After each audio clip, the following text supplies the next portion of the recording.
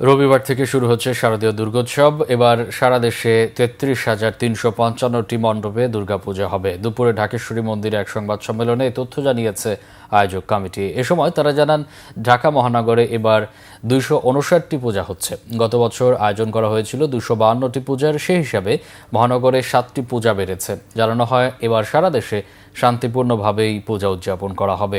অভ্যন্তরীণ রুটে রেলের সংখ্যা বাড়ানোর পাশাপাশি মেট্রো রেল রাত 11টা পর্যন্ত চালু রাখার আহ্বান জানায় কমিটি। এছাড়া নিরবিচ্ছিন্ন বিদ্যুৎ সংযোগ চালু রাখার আহ্বানও জানান কমিটির নেতারা। নির্বিঘ্নে পূজা উদযাপনে আইনশৃঙ্খলা বাহিনী ও সকল রাজনৈতিক দলের সহযোগিতা কামনা করেন তারা। সকল ধর্মীয় সম্প্রদায় তাদের ধর্মীয় অনুষ্ঠানগুলি সর্বোচ্চ শ্রদ্ধা দিয়ে সাত্ত্বিকভাবে উদযাপন করে থাকেন। পবিত্র ধর্মীয় অনুষ্ঠানগুলির উৎসবে সকল সম্প্রদায়ে মিলেমিশে একাকার হয়ে সার্বজনীন উদযাপন করবে। এটা হচ্ছে বাঙালির শাশ্বত ও চিরায়িত রীতি ঐতিহ্য।